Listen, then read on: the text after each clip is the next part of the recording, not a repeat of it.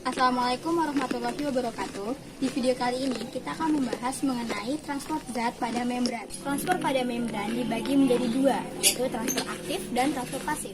Transfer aktif adalah transfer yang membutuhkan energi berupa ATP dan juga bergerak melawan gradien konsentrasi. Sedangkan transfer pasif adalah transfer yang tidak membutuhkan energi ATP dan juga bergerak searah dengan gradien konsentrasi. Sebelum kita membahas lebih lanjut tentang transfer membran, kita akan mempelajari tentang 3 jenis larutan, yaitu adalah larutan isotonik, hipotonik, dan hipertonik. Isotonik berasal dari kata iso dan tonik. Iso artinya seimbang dan tonik artinya konsentrasi larutan. Isotonik adalah konsentrasi larutan di luar dan di dalam sel sama, sehingga larutannya itu seimbang dan tidak terjadi perubahan ukuran sel. Lalu hipertonik yaitu konsentrasi larutan di luar sel lebih tinggi daripada larutan di dalam sel. Hal ini akan mengakibatkan kondisi sel yaitu menjadi menyusut. Dan yang terakhir yaitu hipotonik, berasal dari kata hipo dan tonik. Hipo artinya di bawah.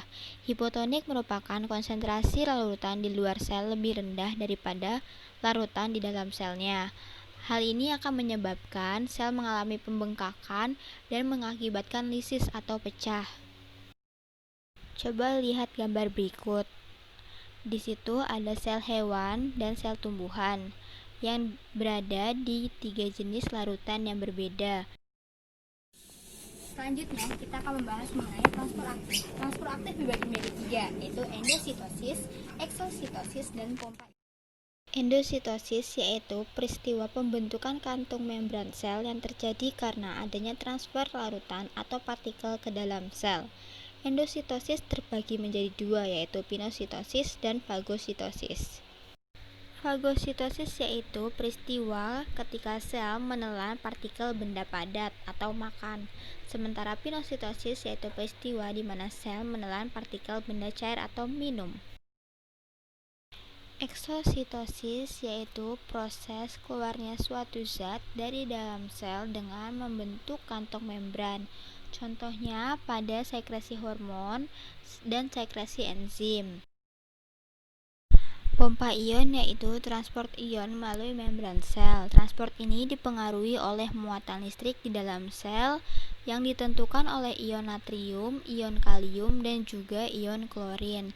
Keluar masuknya ion natrium dan kalium dilakukan oleh pompa natrium kalium dengan menggunakan energi yang diperoleh dari ATP.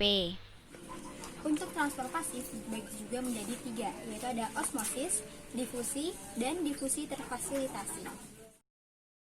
Osmosis merupakan peristiwa berpindahnya molekul zat pelarut dari hipotonis ke hipertonis melalui membran semipermeabel. Contohnya pada gambar ini ada tabung yang dibatasi oleh membran semipermeabel. Yang di sebelah kiri merupakan larutan hipotonik karena molekulnya dikit, sedangkan yang di sebelah kanan merupakan larutan hipertonik karena jumlah molekulnya banyak. Nah, dari larutan yang molekulnya sedikit berpindah ke larutan dengan molekul yang banyak hingga mencapai isotonis atau seimbang.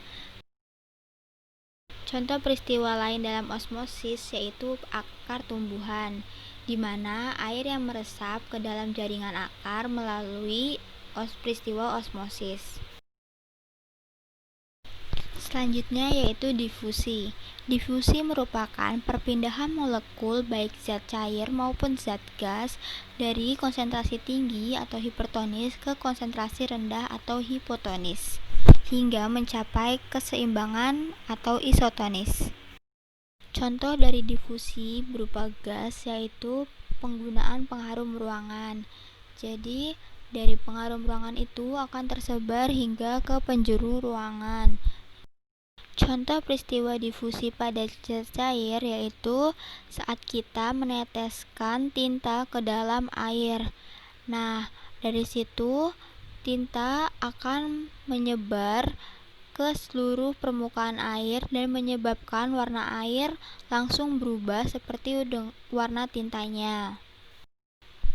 Selain itu juga masih ada contoh dari difusi pada zat cair, seperti misalnya kita membuat larutan gula, kita membuat larutan garam, lalu membuat sirup, membuat teh, dan lain-lainnya. Selanjutnya yaitu difusi terfasilitasi. Difusi terfasilitasi merupakan proses difusi yang dibantu oleh protein dengan membentuk suatu saluran. Difusi terfasilitasi ini dapat berlangsung dengan dua cara, yaitu difusi yang dipermudah dengan saluran protein seperti gambar yang di tengah, dan difusi yang dipermudah dengan protein pembawa atau protein transport seperti yang pada di sebelah kanan. Nah, itu tadi penjelasan mengenai konsep dasar dari